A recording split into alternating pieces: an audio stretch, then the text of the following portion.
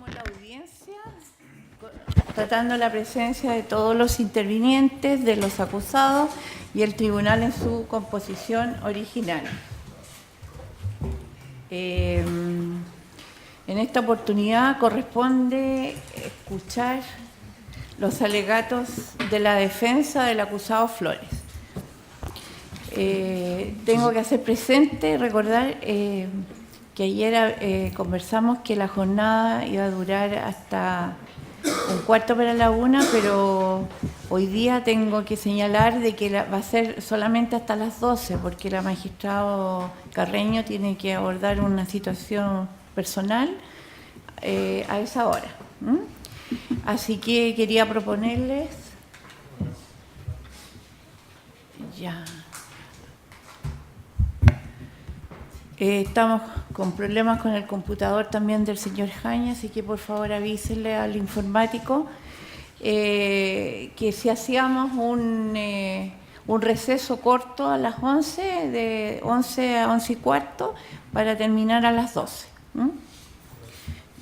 Su señoría, perdón, ¿Sí? fiscal solicita desde ya autorización y da las excusas del caso para poder retirarme unos minutos antes de las 11 a fin de acudir a una audiencia distinta en un tribunal diverso simplemente. Sí, no hay inconveniente. Muchas gracias.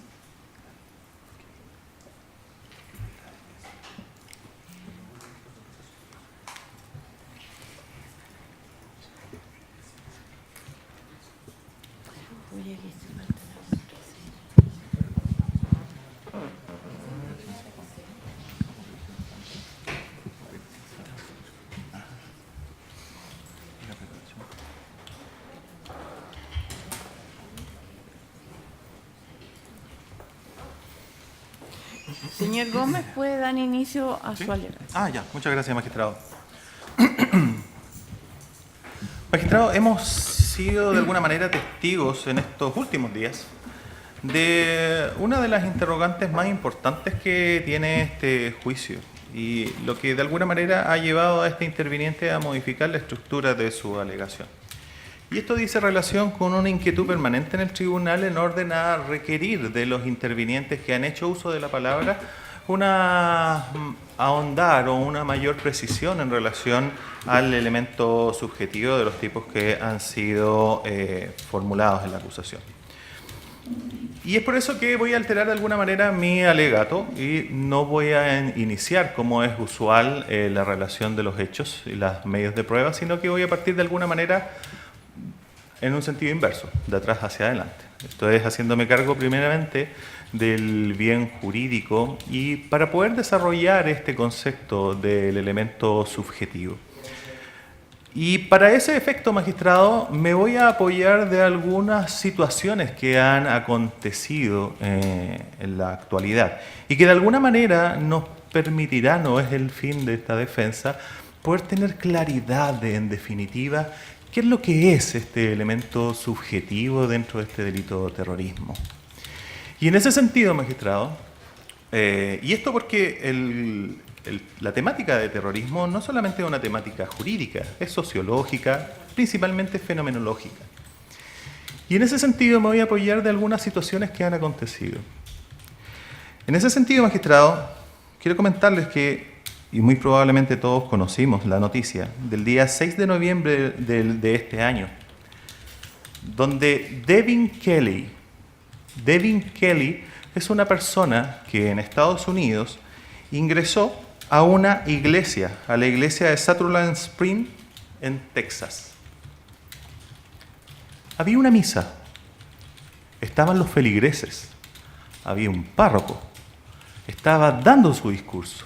En eso alguien golpea la puerta, patea la puerta e ingresa portando un rifle de asalto, un rifle de guerra. Y empieza a avanzar por los pasillos de la iglesia. Y empieza a apuntar. Y empieza a disparar. Y empieza a disparar a los feligreses. Y en la medida que iba avanzando, se iba encontrando con todo tipo de personas.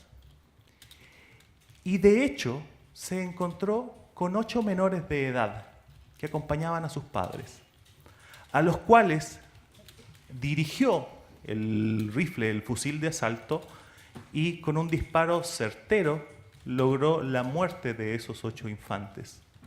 Una de ellas incluso, era la hija del párroco, que estaba dando el sermón. Y ese padre vio morir a su hija en ese momento. Fruto de esta acción, magistrado, murieron 26 personas y otras 30 resultaron heridas. Fue, por cierto, un hecho que causó gran conmoción, y gran conmoción no solamente en la comunidad local, en la comunidad nacional, sino que también internacional.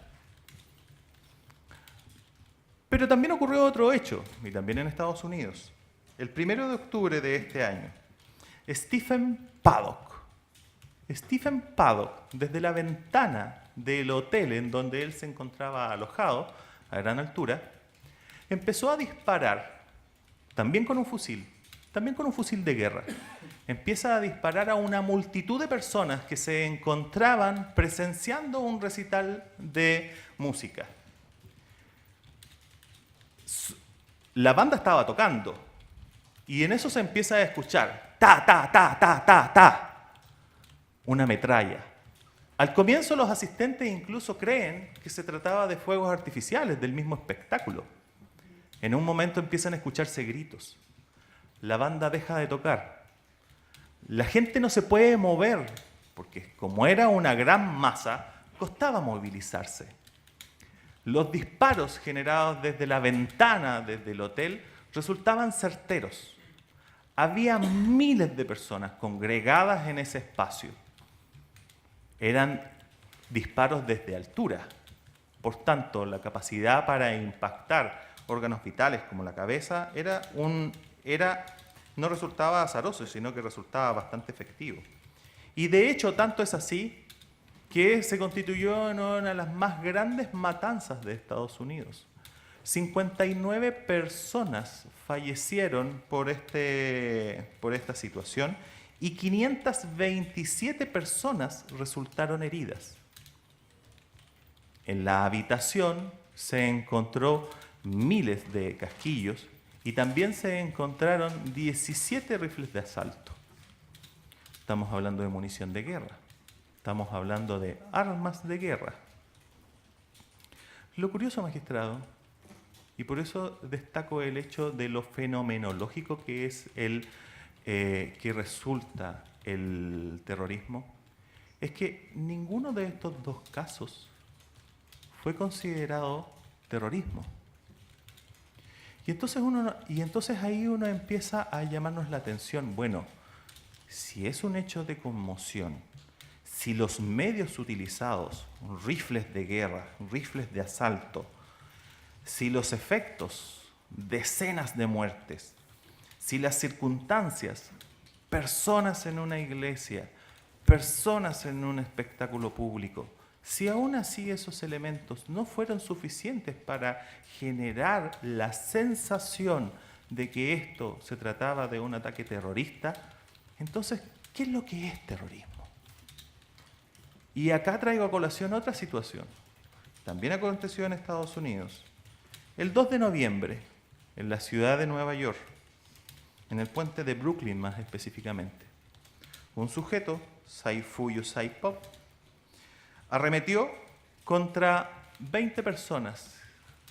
Algunas de ellas se encontraban transitando en bicicleta por dicho puente. Arrolló y mató a 8 de ellas y dejó lesionadas a otras 12.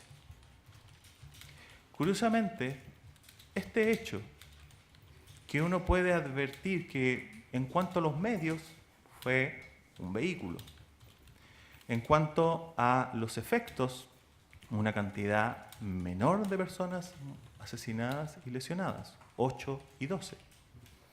Y en cuanto a las circunstancias, un atropello en una vía pública. A pesar de todo eso, este hecho sí fue considerado terrorista.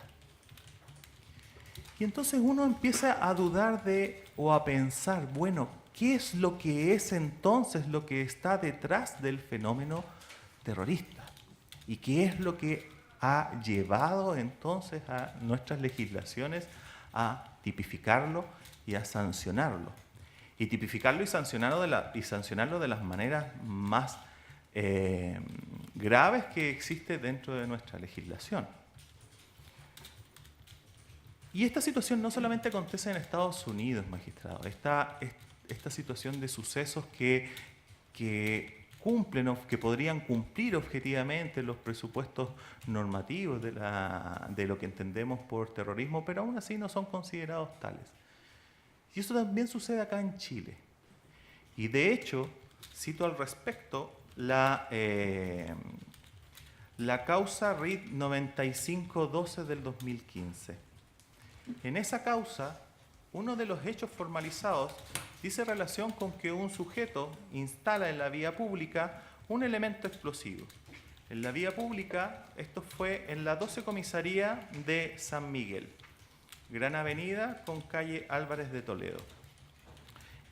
El elemento explosivo consistía en un extintor de 6 kilos, el cual en su interior tenía, a modo de esquirlas, 86 clavos de 4 pulgadas y 129 clavos de 1 pulgada.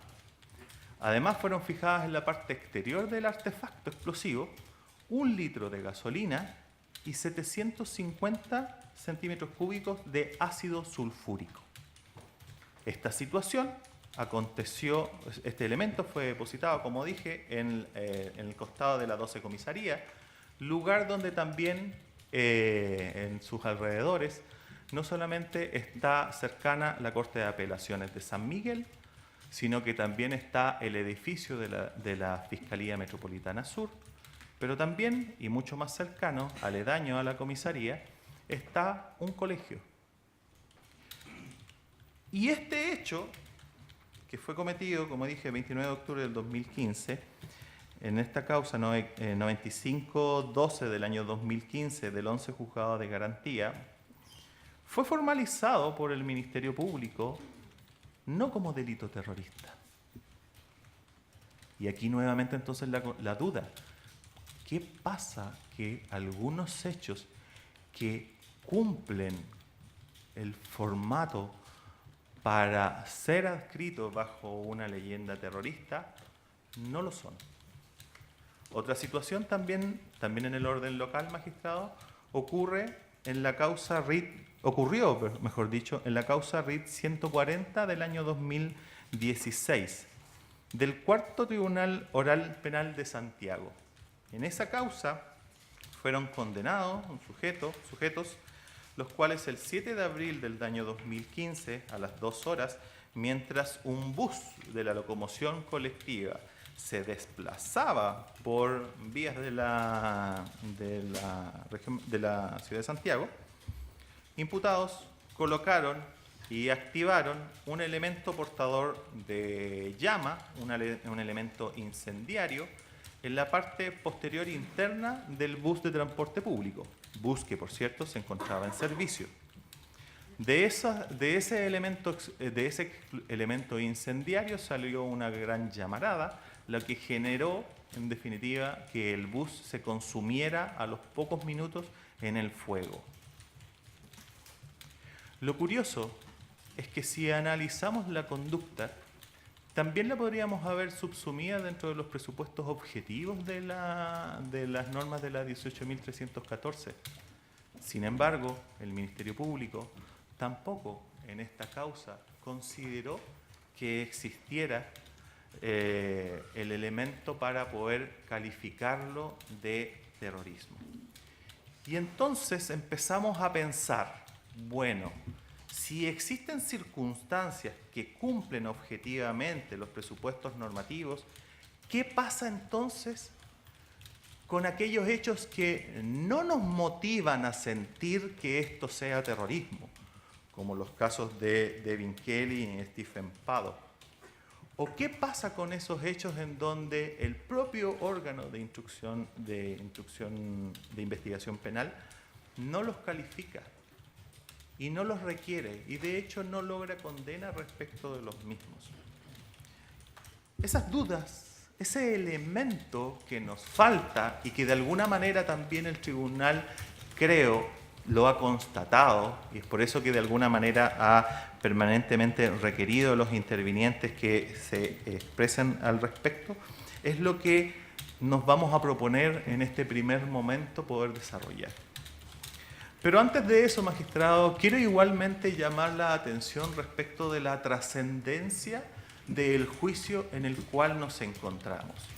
Y no solamente del juicio en el cual nos encontramos, sino que también de la temática que estamos desarrollando. Este no es un juicio cualquiera, magistrado. Esto no es un delito común. Estamos hablando del delito de terrorismo.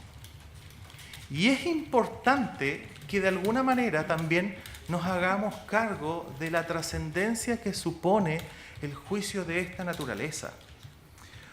Por cuanto, no solamente como en todos los delitos comunes, existe una obligación de ajustar, de conocer y juzgar conforme al mejor derecho, por la exigencia propia de la temática que estamos desarrollando. Estamos hablando de derecho penal, estamos hablando de elementos del Estado que restringe, limita facultades de los individuos, libertad, sino que también a través del ejercicio del derecho penal se va concretando una de las aspiraciones de toda sociedad y comunidad, que es el Estado democrático y de derecho. Por tanto, en términos generales, la temática que estamos conociendo de derecho penal es relevante. Por otro lado, también hemos sido testigos de cómo, lamentablemente, el derecho penal ha sido utilizado para fines que inicialmente no estaban así dispuestos. Y es en ese orden de cosas, magistrado, es que hemos sido de alguna manera testigos cómo a través del derecho penal se ha intentado resolver conflictos sociales e incluso político-culturales. Y basta con echar solamente un vistazo a lo que ocurre en la Araucanía y los problemas territoriales que existen en esa zona, las demandas territoriales. Un conflicto histórico, político, cultural, que la clase política, la sociedad política, que es la llamada a resolver respecto de esa situación, no se ha hecho cargo. Y por el contrario, se utiliza la herramienta del derecho penal para resolver ese conflicto. Si estamos conscientes de esa situación, entonces tenemos que ser responsables, porque de alguna manera la élite política utiliza el derecho penal para resolver estos conflictos que ellos no han sido capaces de poder resolver. Tenemos que ser conscientes de eso. Y por otro lado también tenemos que ser conscientes de que en el contexto ya no solamente nacional, sino que mundial, estamos en presencia de un fenómeno que ha sido descrito, un fenómeno que se ha visto traducido en las legislaciones y que ha sido descrito como el derecho penal del enemigo. Y muchas críticas se han hecho respecto de cómo ha ido deviniendo el derecho penal y los ámbitos que ha ido abarcando y cómo en definitiva todo eso no es sino una expresión del derecho penal del enemigo. Y conste que uno de los presupuestos en los cuales se asienta esa noción o esa descripción fenomenológica lo es precisamente las regulaciones sobre terrorismo. Por tanto, también tenemos que ser responsables a la hora de analizar, interpretar la norma para no caer en este juego, no caer en esta mala utilización de la herramienta penal. Existe la ciencia penal, magistrado. Y la ciencia penal, uno de sus objetivos es el perfeccionamiento y es el mejor entendimiento de las normas. Nosotros no estamos obligados a hacer ciencia penal, pero sí, por cierto, estamos obligados a buscar la mejor interpretación, la interpretación más razonable y más justa, no solamente porque fuese un deber ético, sino que también por las consecuencias que esto trae. Consecuencias en el ámbito, por ejemplo, del Estado de Derecho democrático. Consecuencias, por ejemplo, también a la hora del ejercicio político del derecho penal. Hemos visto y hemos sido testigos, magistrados, de hecho los propios querellantes y la propia parte acusadora nos han dado una cuenta detallada del panorama no solamente nacional, sino que mundial, respecto de cómo se va regulando el derecho penal en relación al terrorismo. Y una de las advertencias más grandes que uno puede formular es que no transformemos este derecho en un tipo penal paranoico, porque en eso de alguna manera se ha convertido la legislación sobre terrorismo, un tipo penal paranoico que sanciona situaciones que cree que son cuando en realidad no lo son. Y esto es peligroso, porque en la regulación del terrorismo no solamente nos encontramos con regímenes especiales de aplicación de penas, sino que también con situaciones procesales de excepción y también con penas más graves. Entonces, a la hora de interpretar, a la hora de descubrir los elementos nucleares que componen el terrorismo, tenemos que ser también responsables en eso, en un ánimo público y tenemos que ser, perdón, maestro, y tenemos que ser también responsables, y también en el contexto de este tipo penal paranoico, también otro elemento, generalmente en relación al terrorismo, existe una alta presión pública para su aplicación. Y de eso también tenemos que cuidarnos, porque no somos los que tenemos que resolver esas demandas. Así, magistrado, solamente en esta breve introducción, y antes de entrar al desarrollo concreto, lo que pretendo dejar establecido es que, por cierto, que estamos en un juicio que no es un juicio común y corriente. Es un juicio que probablemente va a ser histórico. Y lo digo muy responsablemente, incluso muy humildemente, porque lo hemos visto acá en audiencia. Hemos visto cómo Ministerio Público y querellante han invocado a favor de sus pretensiones sentencias en las cuales se han discutido estos temas. La sentencia Pitronello ha salido a colación a cada momento. Entonces, lo que se resuelva el día de hoy va a traer consecuencias. De alguna manera va a generar una forma en cómo se va a seguir realizando la instrucción penal respecto de este tipo de ilícitos. Va a ser una sentencia que, por cierto, será comentada, y seguramente una sentencia que, por cierto, será estudiada en las universidades. Por eso tenemos un desafío muy importante, y es un desafío que yo me atrevo a catalogar de histórico, en términos de que lo que acá se resuelva no solamente va a tener consecuencias para este caso, sino que va a tener consecuencias para casos venideros. Y por eso es muy importante que podamos hacer un desarrollo y un análisis correcto o lo más ajustado a los principios constitucionales de lo que es el fenómeno y el delito, en definitiva, terrorista.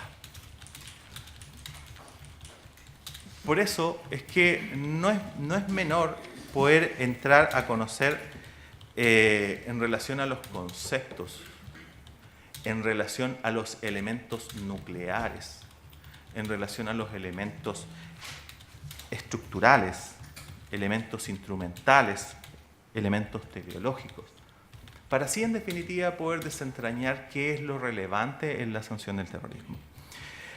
En cuanto al concepto, magistrado, en cuanto al concepto, la verdad es que estamos todos de acuerdo, no voy a entrar en un detalle en que acá lo que existe como lo ha expresado el profesor Mañalich en su obra Terrorismo y Organización, dentro del texto Terrorismo y Democracia, página 371 y siguientes.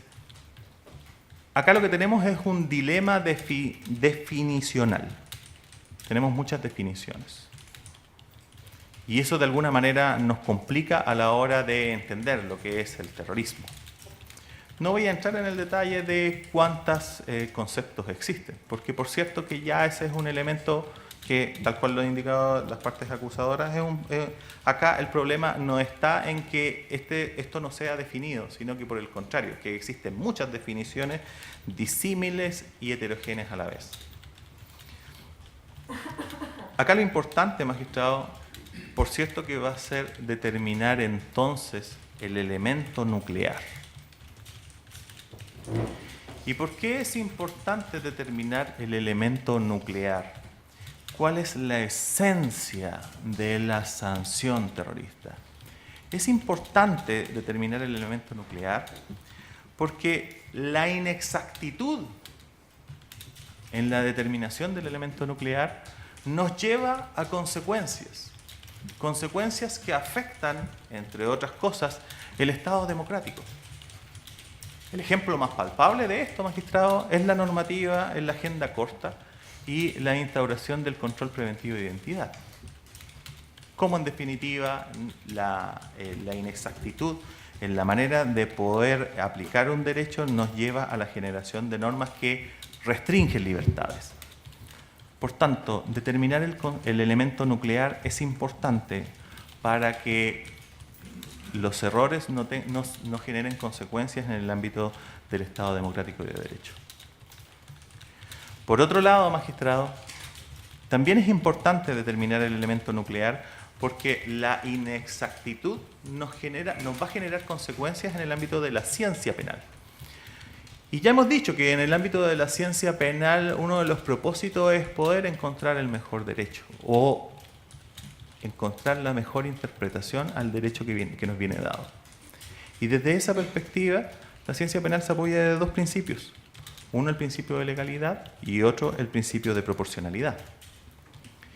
Y entonces, cuando no logramos determinar correctamente el elemento nuclear, vamos a tener afectaciones en esos dos principios, en el principio de legalidad y en el principio de proporcionalidad. Sus principales consecuencias van a estar radicados ahí. Hechos que no están contenidos en la disposición o no están contenidos en el propósito de la disposición van a ser sancionados. Y van a ser sancionados por sobre lo que le corresponde. Por eso es que es importante determinar el elemento nuclear. Y una cuestión también, magistrado, que me parece que es de suyo relevante, de por qué es importante determinar el elemento nuclear, es porque la inexactitud nos genera una sobreinclusión. Y este fenómeno de la sobreinclusión en el ámbito de la ciencia penal en relación a la regulación del terrorismo ha sido así descrito por el profesor Guzmán Dálvora. El terrorismo como delito común, año 2015. Y me permito, su señoría, una cita del profesor que me parece que es bien ilustrativa en cuanto a esto. El verdadero terror está en hacer la tipificación del terrorismo algo más peligroso que el mismo fenómeno del terrorismo. Entonces, esta sobreinclusión nos puede llevar a eso, de que sea mucho más peligroso que cualquier hecho pueda ser considerado terrorismo de lo que la propia norma en sí pretende sancionar. Para eso, magistrado, para poder en definitiva identificar correctamente el elemento nuclear, nos vamos a valer de tres puntos de vista, por así decirlo. En primer término, de la evolución histórica de lo que se ha entendido por terrorismo, de cómo ha sido tratado en nuestro país el fenómeno terrorismo, derecho comparado y desarrollo nacional. Todo esto en mira, por cierto, a poder ir descifrando estos elementos que componen la noción de terrorismo. Elemento instrumental, elemento teleológico y elemento estructural. En cuanto a la evolución histórica, la verdad es que también, en premio a lo acotado de la jornada, no voy a entrar en un mayor análisis porque también ya mis colegas querellantes y del Ministerio Público hicieron un acabado análisis, y la verdad es que yo creo que podemos todos incluso estar de acuerdo en que la evolución histórica de cómo se ha venido sancionando el terrorismo nos lleva al día de hoy a la primacía del elemento subjetivo por sobre los elementos objetivos. De eso creo que no hay mayor duda. El problema que hemos tenido es determinar cuál es el sentido y alcance del elemento subjetivo. Así que me voy a saltar el análisis de la Ley 18.314 de 17 de mayo de 1984 y de la Ley 18.397 de 22 de febrero del año 90. Y lo que sí voy a hacer un alcance en relación a la discusión parlamentaria que se suscitó a propósito de la Ley 19.027, que modifica la normativa sobre terrorismo, del 24 de enero del año 91. ¿Y por qué me voy a detener? Me voy a detener, su señoría, porque se hizo acá una cita en relación al elemento, a la determinación de los elementos. Se hizo una cita de Gutenberg Martínez. Y la verdad, su señoría, es que el Ministerio Público trajo a colación la cita de Gutenberg Martínez para poder referir que los medios estragosos se contenían en uno de los criterios de concreción. Sin embargo, olvidó el Ministerio Público a ese respecto que el parlamentario Gutenberg Martínez señaló lo siguiente: que el delito se cometa usando métodos perversos, crueles, bárbaros o alevosos que produzcan o puedan producir un daño indiscriminado, tales como artificios, explosivos, infecciosos u otros que puedan ocasionar estragos o extender sus efectos a un grupo indeterminado de personas, particularmente si éstas son ajenas a los móviles del delito, tanto si dichos medios se emplean efectivamente como si se intimida verosímilmente en su uso. Según el diputado, y que fue lo que en definitiva el Ministerio Público citó, dicha circunstancia ya estaba contenida en la expresión medios empleados, sea por la naturaleza o efectos, suprimiéndose de esta manera la segunda circunstancia alternativa puramente objetiva. Hasta ahí estamos bien. Lo que faltó citar de la intervención del diputado Gutenberg Martínez fue la otra parte, que era la parte más importante.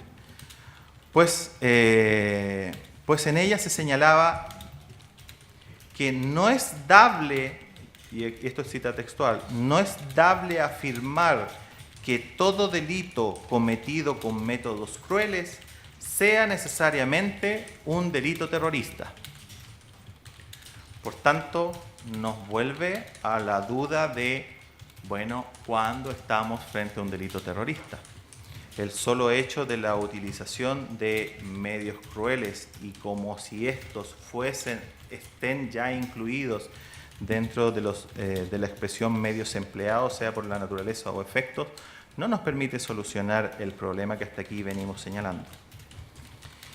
Y en ese sentido, su señoría, también el diputado Alberto Espina, por aquel entonces. El diputado Espina refirió que la definición que el Ejecutivo había dado en este sentido adolecía de una seria deficiencia, por cuanto no establecía con claridad que un delito determinado por el solo hecho de producir o poder producir daño indiscriminado se transforme en un delito terrorista. Es decir, igual que Gutenberg Martínez, No es dable afirmar que todo delito cometido con métodos crueles sea necesariamente un delito terrorista. Y de la discusión legislativa nace el trabajo del profesor Bascuñán, Antonio Bascuñán Rodríguez, el delito de incendio terrorista, año 2003, que ha sido también citado por los intervinientes. De alguna manera, el profesor Bascuñán fue bastante premonitorio en cuanto a que muchas de sus críticas terminaron plasmándose en el proyecto, o sea, en la ley posterior, que es la última modificación a la 18.314, la ley 20.467. ¿Y qué es lo que establecía en definitiva el profesor Bascuñán en esta obra? Lo que el profesor Bascuñán nos decía es que del análisis de la normativa, de la discusión parlamentaria, estas mismas frases, no todo delito cometido con métodos crueles es necesariamente delito terrorista.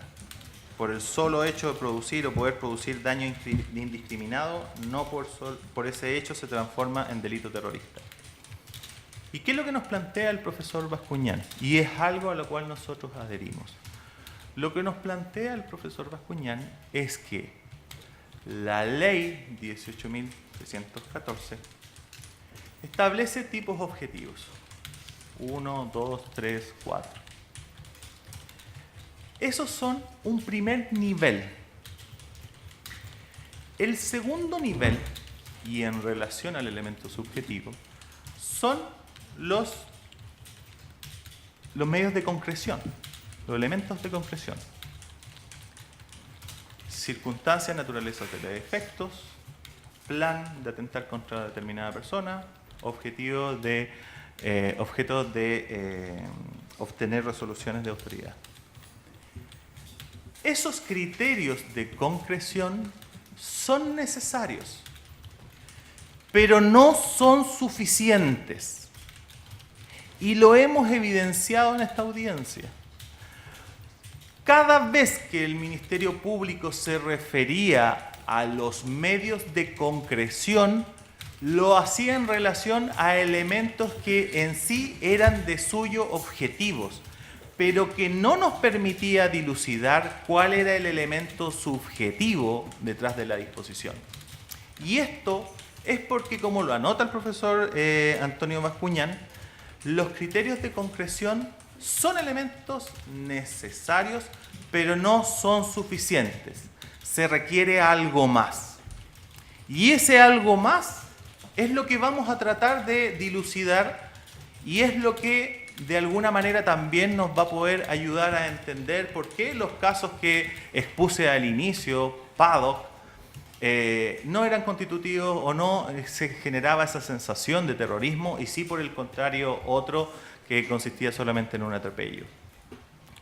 Poder determinar cuál es la diferencia, cuál es el alcance de los criterios de concreción es una de las metas relevantes, por cierto, en este juicio. Desde esa perspectiva, su señoría, haciendo incluso un paréntesis en lo que la regulación, la evolución histórica de la regulación de terrorismo, significó el Convenio Internacional para la Represión de Atentados Terroristas con Bombas. Porque ese convenio, si bien suscrito por Chile, solamente da criterios, o sea, solamente da elementos para reforzar la idea del criterio instrumental, naturaleza y efectos de los medios empleados, pero más no nos da muchas referencias en cuanto al elemento teleológico, en relación al fin, al propósito. Y por otro lado, es un convenio que efectivamente es suscrito por el Estado de Chile, pero que solamente constituye una recomendación. Y de hecho, la legislación venidera no ha hecho caso de sus recomendaciones. Fruto de ello es el artículo 14D de la Ley de Armas. Si nosotros analizamos la forma como en definitiva se regula hoy por hoy la instalación de artefactos explosivos, y principalmente con la consagración en la ley 20.813 de la norma del artículo 14D, entonces nos damos cuenta que los presupuestos del convenio no han sido un elemento relevante para el legislador. Y que por lo demás, reitero, solamente aportó luces en relación a la concreción del elemento instrumental, naturaleza y medios, mas no nos dio luces suficientes respecto al elemento teleológico y estructural. Y por último, la ley 20.467 del 8 de octubre del año 2010. Ya es por todos conocidos, en dicha normativa se elimina la presunción de derecho. Y no solamente el alcance de esa modificación legal estuvo en relación a la eliminación de la presunción, sino que también se agregó como tercer criterio de concreción un elemento que uno podría decir que sí verdaderamente es un elemento subjetivo y que su inclusión como criterio de concreción viene principalmente dado por la legislación comparada, que sí lo contempla como un elemento subjetivo. El tercer criterio de concreción es uno de los únicos criterios subjetivos dentro de la norma.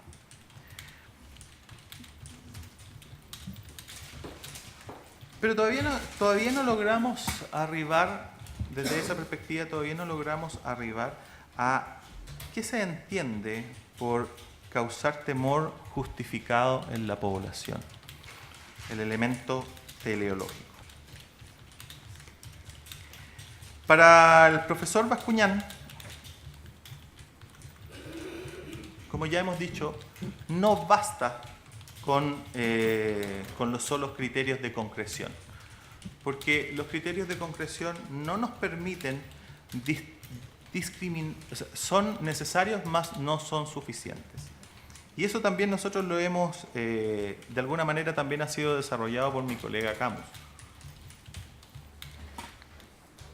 Si uno analiza el artículo 14, letra D, de la ley 17.798, si uno analiza el artículo 485, número 1 y número 6, si uno analiza el artículo 12, número 3 del Código Penal, estos dos últimos del Código Penal, uno puede advertir entonces que los mismos criterios de concreción que están en la 18.314 se encuentran también en la legislación común.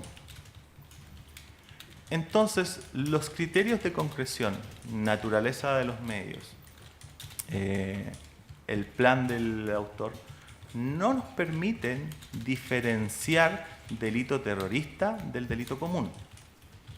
Si uno analiza el artículo 485, número 1, es muy similar a la forma en que aparece redactado el tercer criterio de concreción.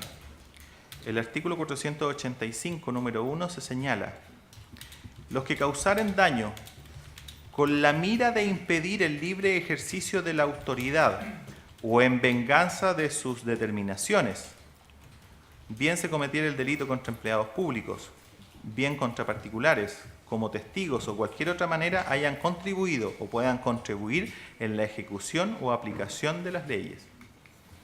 Si lo analizamos, se parece bastante al tercer criterio de concreción.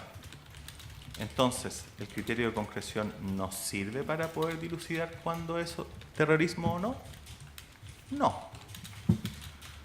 Ya lo señalaba, el artículo 12, número 3.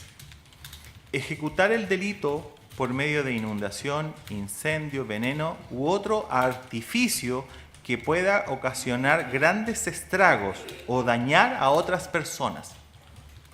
¿A qué nos suena? Nos suena al primer criterio de concreción.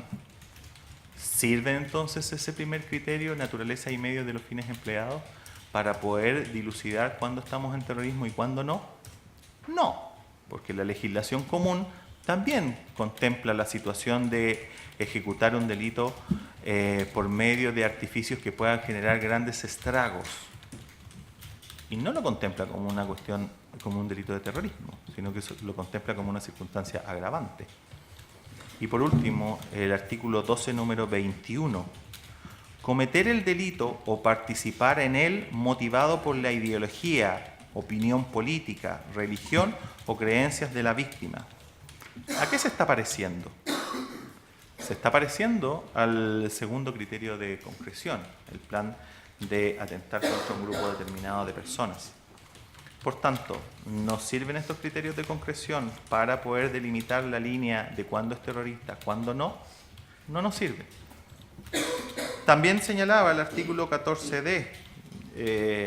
Mi colega ya hizo referencia a ello. Yo escuetamente añadiré que efectivamente dicha disposición, si bien no puede ser aplicada en este caso porque fue incorporada en la legislación con posterioridad a la ocurrencia de estos hechos, sí nos sirve en la ciencia penal, y por eso es que hablé de la ciencia penal como un elemento que también nos sirve para poder, en definitiva, llegar al mejor concepto, llegar a la mejor aplicación de la ley. Y el artículo 14D lo que nos dice, lo que hoy nos dice es que colocare, activare o arrojare o detonare o hiciere explosionar bombas o artefactos explosivos, incluso en medios de transporte, incluso en la vía pública, como se ha referido en esta causa, hoy por hoy tiene una sanción en la legislación común. Y por tanto, si esa conducta en la cual uno puede advertir naturaleza, según la naturaleza y efectos de los medios empleados, estragosos si se quiere, no tiene una sanción como terrorismo, incluso el Ministerio Público en las dos causas que yo he señalado, casos que también se refiere a colocación de artefactos explosivos e incendiarios, utilizó esta norma, es porque el ámbito de lo terrorista tiene hoy por hoy cada vez más un ámbito acotado y restringido. Y ese ámbito acotado y restringido nos lo da el elemento subjetivo. Elemento que para allá vamos, para poder determinar cuál es el sentido y el alcance del elemento subjetivo.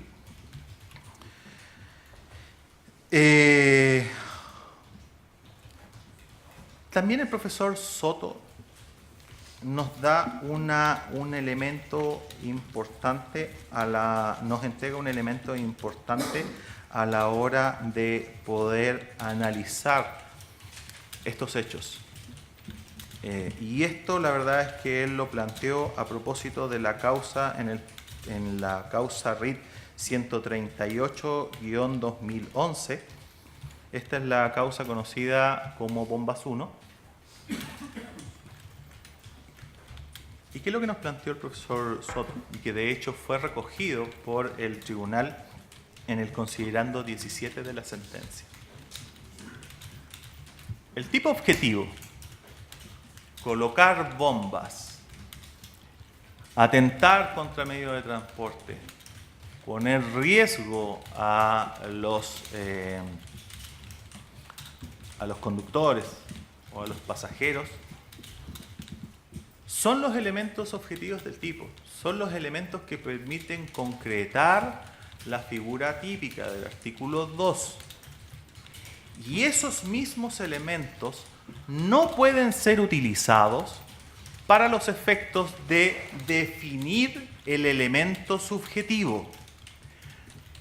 No pueden ser utilizados para definir el elemento teleológico, para definir cuál es el fin, para definir qué se entiende por causar miedo en la población.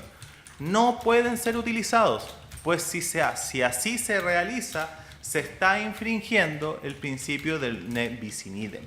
Una misma circunstancia no puede ser el elemento para concretar el elemento objetivo y también para, de esa manera, ilustrar la concurrencia del elemento subjetivo.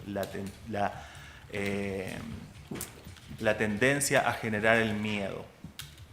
Por tanto, el profesor Soto nos agrega un primer escalón de análisis. Los hechos primero tenemos que analizarlos si es que configuran o no el tipo objetivo. Los hechos que configuran el tipo objetivo no nos sirve para determinar la concurrencia del elemento subjetivo. Por tanto, todo lo que el Ministerio Público, todo lo que los querellantes han señalado de que la concurrencia del elemento subjetivo, el temor de querer causar daño en la población, radicado en el hecho de la colocación de un artefacto, de las características del artefacto, de las circunstancias en las cuales se coloca ese artefacto, de los alcances de la misma, no nos sirven para determinar el elemento subjetivo, porque si no estaríamos incurriendo en una infracción del nec bis in idem.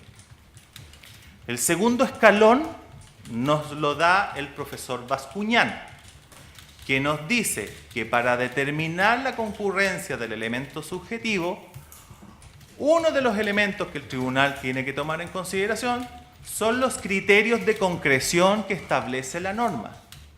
Pero esos son necesarios, mas no suficientes. Y no son suficientes porque los mismos no permiten realmente arribar a cuál es la finalidad de protección de la norma.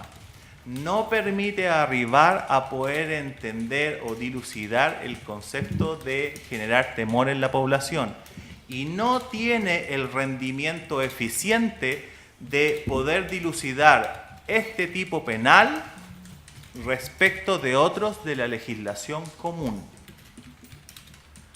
Ne bis in idem, criterios de concreción necesarios, mas no suficientes. Y entonces, magistrado, cada vez nos acercamos un poco más al dilema en el cual estamos hoy por hoy enfrentados.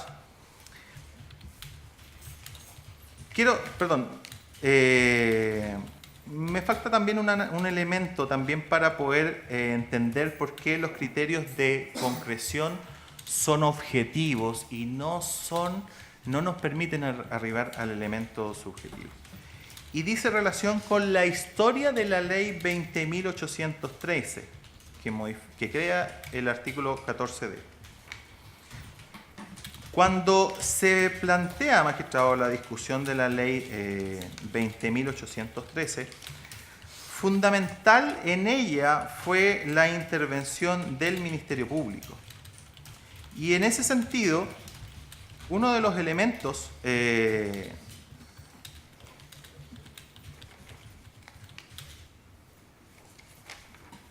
uno de los alcances que se hizo en relación a esa ley fue que existen situaciones en donde no se logra probar o no existe el elemento subjetivo, y por eso era necesaria la creación de ese tipo penal.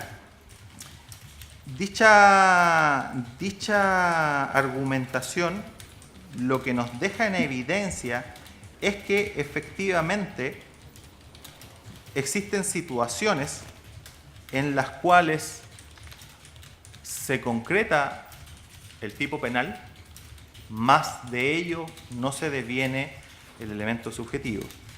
Se dijo, acá está, el segundo trámite constitucional en el Senado, en la página 213, se dijo: en este contexto, la Fiscalía considera que la conducta específica imputada, colocación, activación, detonación, no puede encuadrarse cabalmente en las expresiones de tenencia, posesión, porte del artículo 13 y 14 de la Ley 17.798.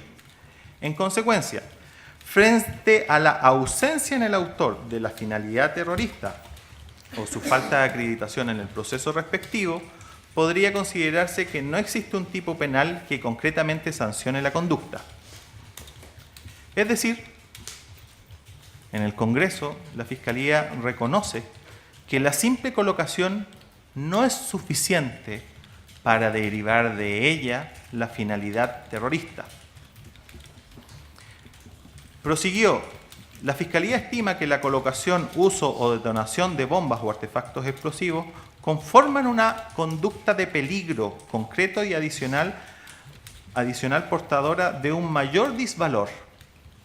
En efecto, señala más adelante, en efecto, la colocación, activación o detonación de una bomba implica el despliegue de una conducta que está positivamente orientada a que la bomba o artefacto detone, ocasionando con ella, por regla general, lesiones o incluso la muerte de personas que se encuentran cercanas a la explosión y daños de distinta naturaleza en los bienes adyacentes a la misma. Si analizamos lo que está diciendo, lo que expuso la Fiscalía para que en definitiva este artículo diera luz, lo que ellos dicen es que el mayor disvalor que supone la colocación de artefactos explosivos y por tanto la necesidad de sancionarlo específicamente en la norma del artículo 14D, distinta de las normas del artículo 13 y 14 de la ley 17.798, es que hay un mayor desvalor del porte de un arma versus el porte de un elemento explosivo, el porte, colocación o detonación. Y el mayor disvalor del porte, colocación y detonación del elemento explosivo es porque está orientada a ocasionar con ella lesiones o incluso causar la muerte. Si la Fiscalía estima que el mayor disvalor de la norma del artículo 14D ya no solamente cumple el parámetro objetivo del artículo 2 de la ley 18.314, sino que también el mayor disvalor está en relación a los efectos, potencialidad de causar lesiones, muertes y daños estragosos, y esa potencialidad es la que justifica el disvalor, entonces el primer criterio de concreción, naturaleza y alcance, naturaleza y efecto de los medios empleados, ya no nos sirve para poder delimitar qué se entiende por una conducta terrorista. Reitero, existen normas que dan cuenta y tienen el mismo rendimiento de los criterios de concreción y son normas de derecho común y por tanto, como dice el profesor Bascuñán, terminan siendo condiciones necesarias, más no suficientes. Y nos vamos acercando, magistrado, a la determinación del elemento subjetivo.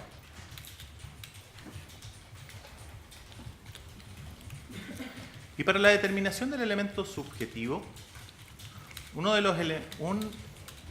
cada vez que tenemos una duda respecto de cómo poder interpretar un tipo y cómo poder visualizar la concurrencia de sus presupuestos, uno de los elementos, y sobre todo cuando la norma no nos entrega luces, uno de los elementos a los cuales recurrimos y debemos recurrir como ciencia penal es al bien jurídico protegido.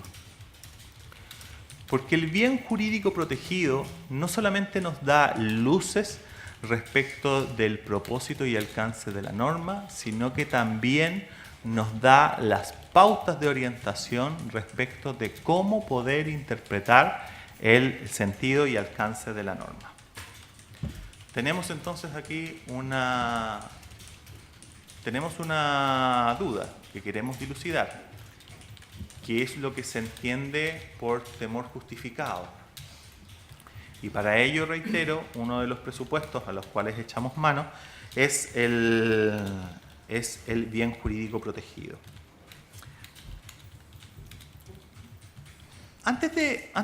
Sin embargo, antes de entrar al análisis, pretendo cabal y completo, del bien jurídico, es importante igualmente detenernos en cómo ha sido la evolución de la necesidad de sancionar esta conducta.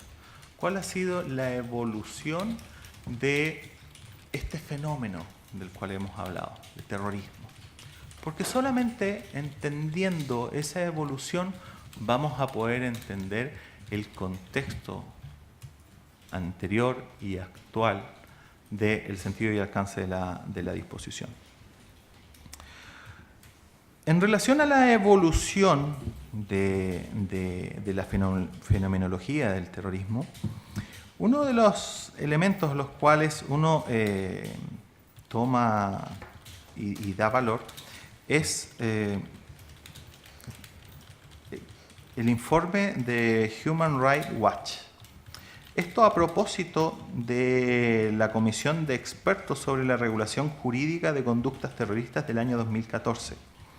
En esa comisión, Human Rights Watch presentó su informe y Human Rights señaló que la ley 18.314 es hoy por hoy, al menos al año 2015, es hoy por hoy la ley más dura de la legislación chilena.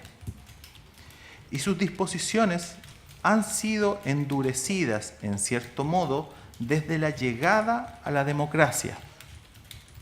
Observa Human Rights Watch que la ley 18.314 duplica las condenas normales para algunos delitos, extiende la prisión preventiva, permite que el Ministerio Público retenga pruebas a la defensa durante un plazo de 5 días hasta 6 meses y que los acusados puedan ser incluso condenados en base a testimonios de testigos anónimos.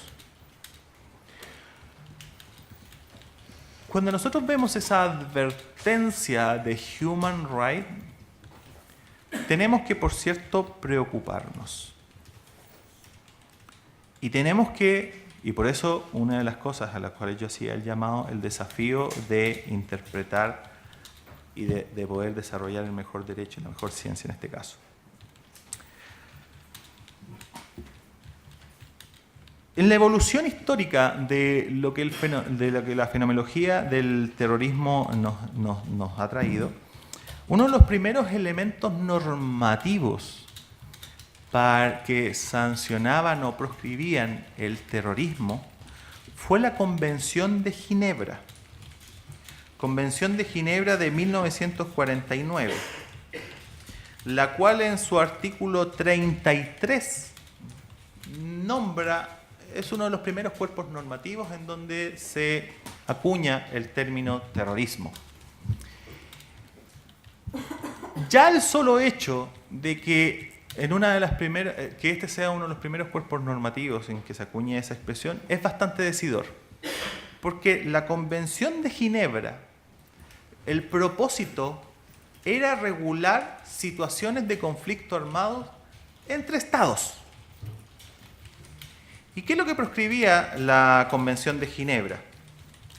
En su artículo 33 describía que en situaciones de conflicto armado no eran permitidos a los estados atentar contra la población civil, que estos eran actos de terrorismo y lo que a su vez eran actos asimilables a crímenes de guerra. En uno de los 2 protocolos adicionales a los convenios de Ginebra, que también prohíben los actos destinados a infundir terror en la población civil, señala: no serán objeto de ataque civil como tal, ni las personas civiles. Quedan prohibidos los actos o amenazas de violencia cuya finalidad sea aterrorizar a la población civil. Estas disposiciones prohíben los ataques deliberados que se proponen aterrorizar a los civiles, por ejemplo, bombardeos o los tiroteos contra civiles en zonas urbanas. ¿A qué es lo que apuntaba, en definitiva, el Convenio de Ginebra? Primero, regular una situación de conflicto armado entre estados. Segundo, que el ataque a población civil, ataque indiscriminado a población civil, no era permitido porque generaba desventajas ilegítimas en estos conflictos. Entonces, esa situación la tenemos que dejar con un post-it. La vamos a traer posteriormente a colación. También un poco de la evolución nos habla Hans-Peter Graeser, que fue un autor citado por el Ministerio Público en su alegato de apertura. Y efectivamente, el autor describía que desde tiempos inmemoriales las personas civiles han sido objetos de actos terroristas, han sido blancos de esta violencia indiscriminada. Sin embargo, lo que no leyó el Ministerio Público era el tercer párrafo del informe de Hans-Peter Graeser, Actos de terror y terrorismo y derecho humanitario, artículo de la Revista Internacional de la Cruz Roja. ¿Y qué es lo que nos decía? Una rápida evocación de los contextos en que se produjeron estos acontecimientos muestran que los actos de terrorismo suelen perpetrarse en el marco de un conflicto armado o estar indirectamente vinculados a él. O sea, en otras palabras, en situaciones en que la pacífica resolución de los diferendos entre grupos litigantes no han logrado poner fin al conflicto. ¿A qué es lo que apunta? Analiza el autor situaciones en las cuales la población civil había sido objeto de ataque en el contexto de conflictos armados. Por cierto que hoy por hoy no podemos hablar de que el terrorismo es solamente una situación de conflicto armado entre estados, pero sí el origen del concepto nos ayuda un poco a ir dando pistas respecto de las finalidades del elemento teleológico, del elemento subjetivo que tan en duda ha estado en las audiencias pasadas.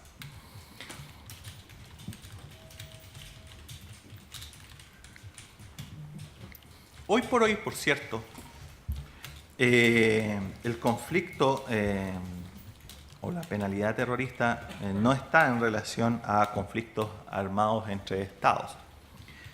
Ha evolucionado.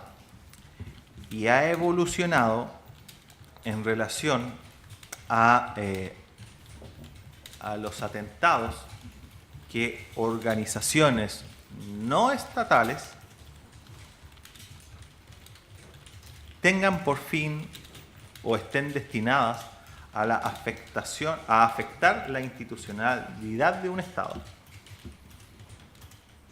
Hoy por hoy estamos claros que terrorismo no solamente es el contexto de un conflicto armado entre estados, sino que también existen organizaciones paraestatales, subestatales, que también pugnan por una consolidación. Y en ese contexto, por ejemplo, se enmarcan las organizaciones de la IRA, la FARC, la ETA, Brigada Roja en Italia, Sendero Luminoso en Perú, Frente Patriótico Manuel Rodríguez. Todas estas agrupaciones actúan de un modo organizado, con una ideología común, atacando a la población civil destinada a infundir terror como medio para la desestabilización política e institucional. Si entendemos entonces que hoy por hoy el fenómeno terrorista ha derivado a ya no solamente un conflicto entre estados, sino que también organizaciones paraestatales, tenemos que tener cuidado, porque el contexto de organizaciones paraestatales que pueden afectar la estructura y orgánica de un Estado no siempre de suyo supone terrorismo. Así, por ejemplo, el caso mexicano, el caso italiano en relación al tráfico de drogas en las organizaciones criminales dedicadas al tráfico en México o la mafia en Italia. Si vemos la realidad hoy por hoy, vemos que el tráfico corroe, corrompe instituciones, genera afectación al orden constitucional. Lo mismo las mafias. Las mafias también pueden corroer, también pueden corromper instituciones, también pueden en definitiva afectar un Estado democrático, un orden constitucional.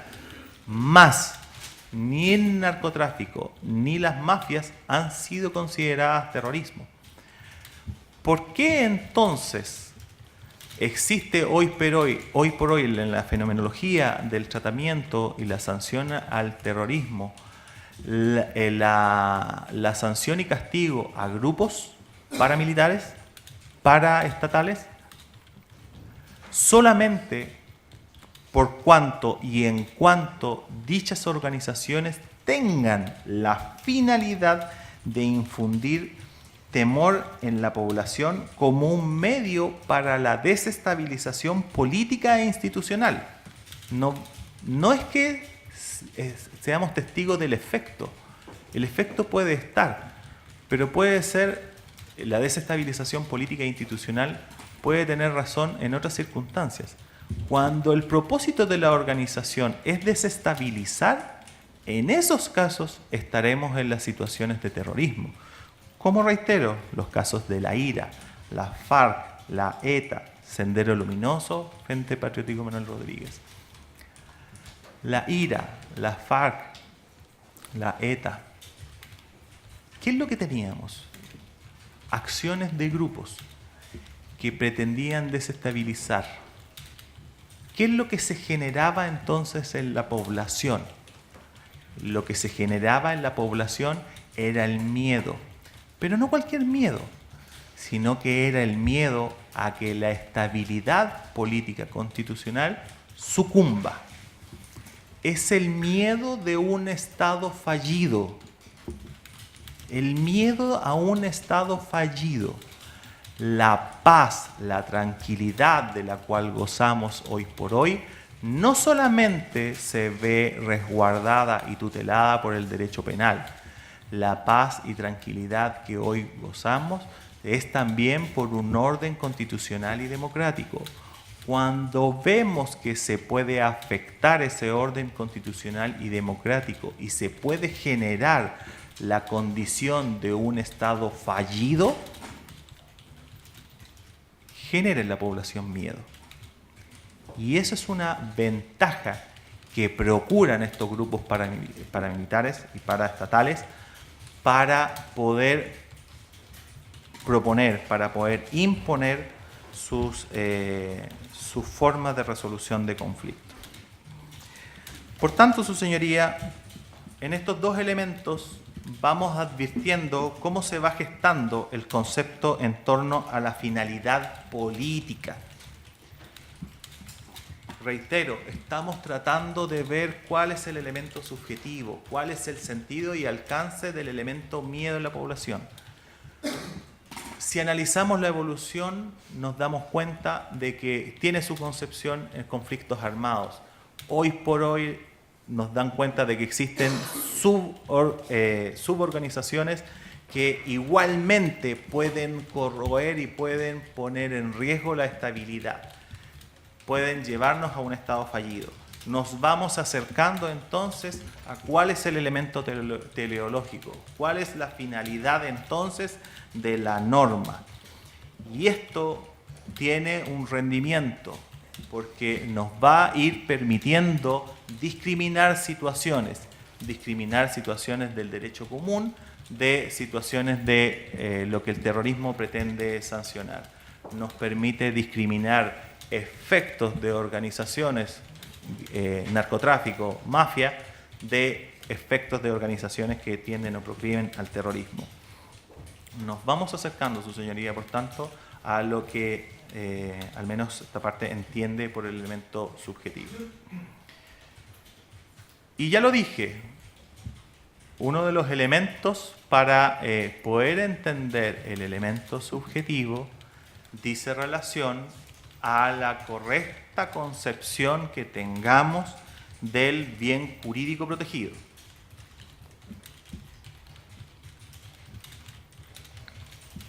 Pero nuevamente no voy a hablar del bien jurídico, sino que voy a hacerme cargo de que en esta concepción subjetivista del terrorismo no ha estado exento de críticas.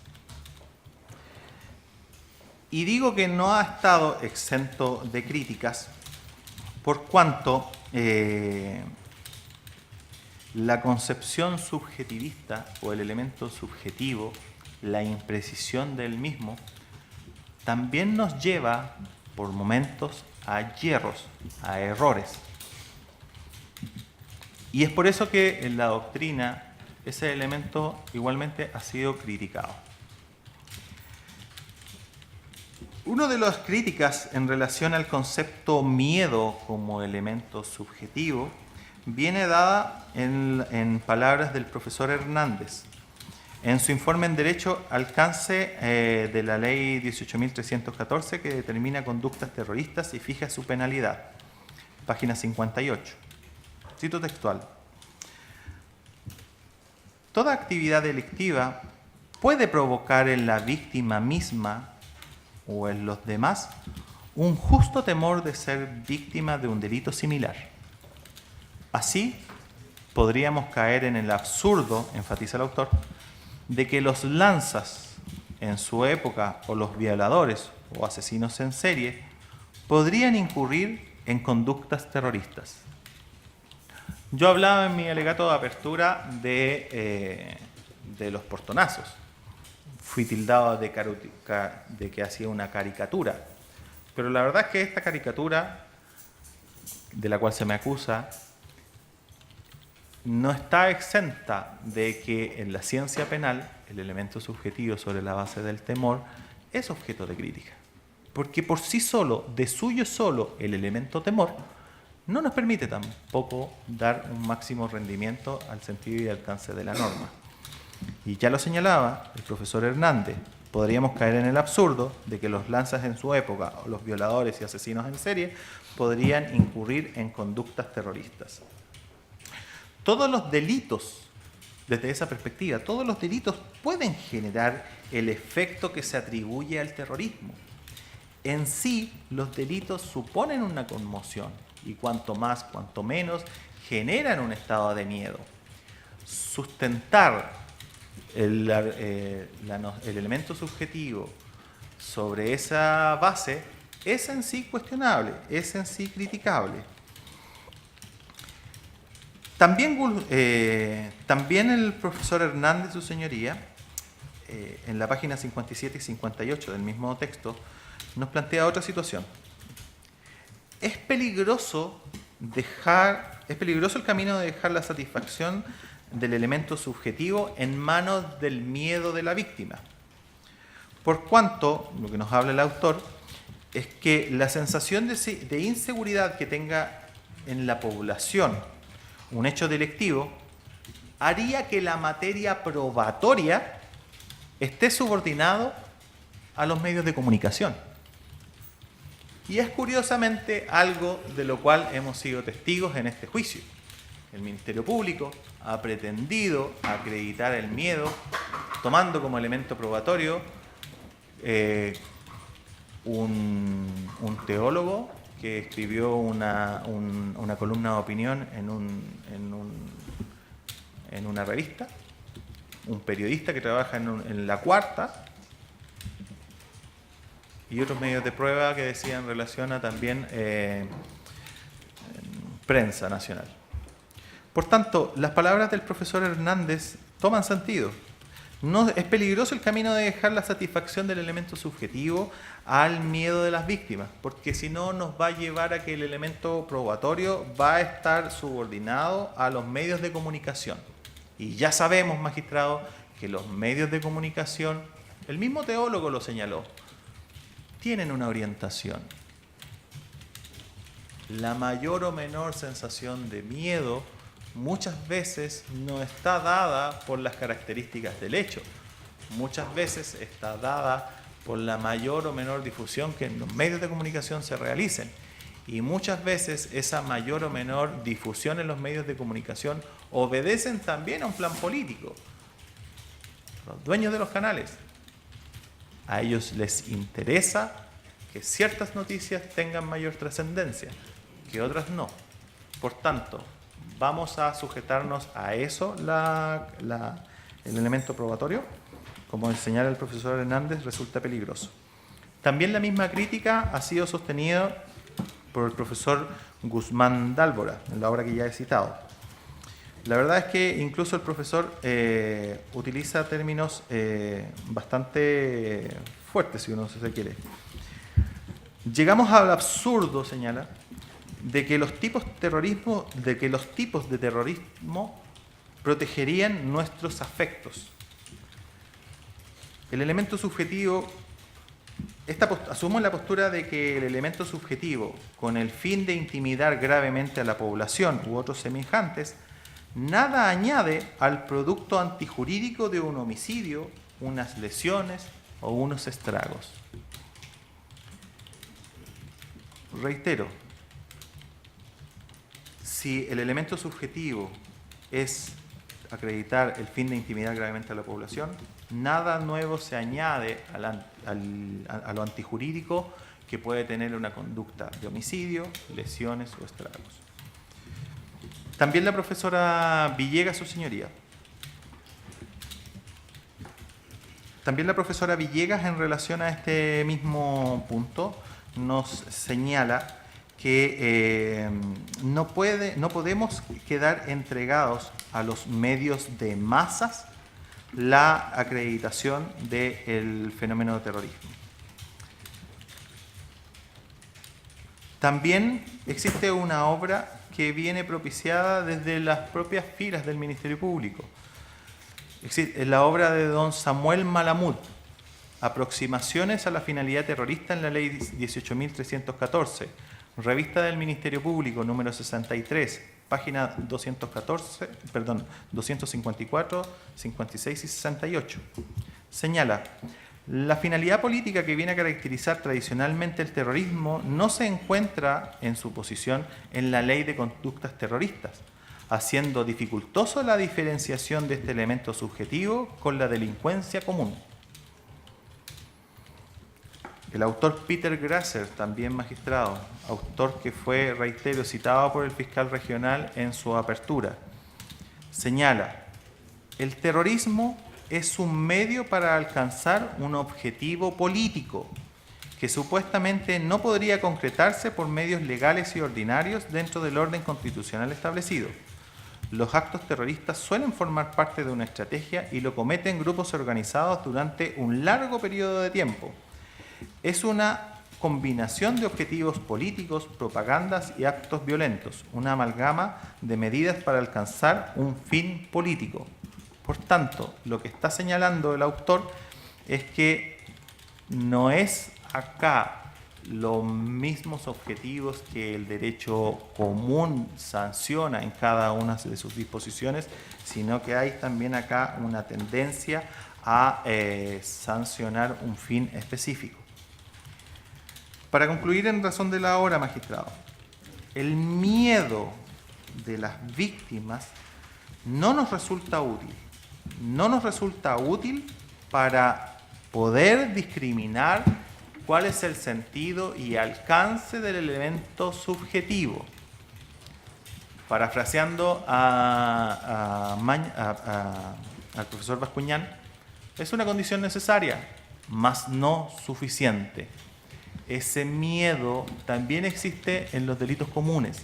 Por tanto, el miedo que tenemos que buscar es un miedo distinto.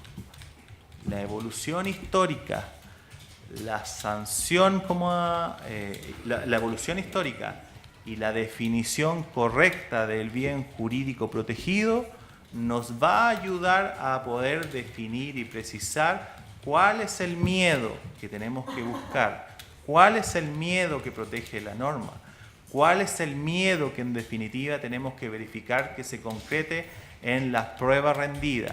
Para de esa manera poder adscribir correctamente el bien jurídico, el tipo penal que regirá en estos casos.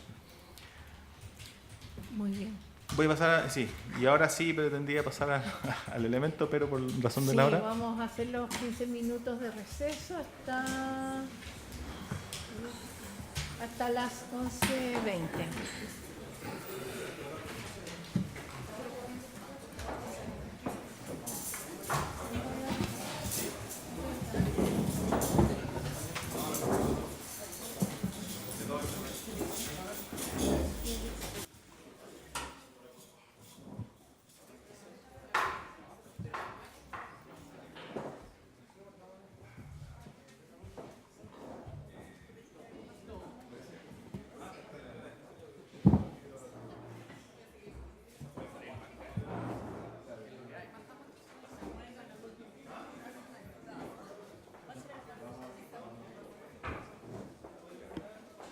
Eugenia.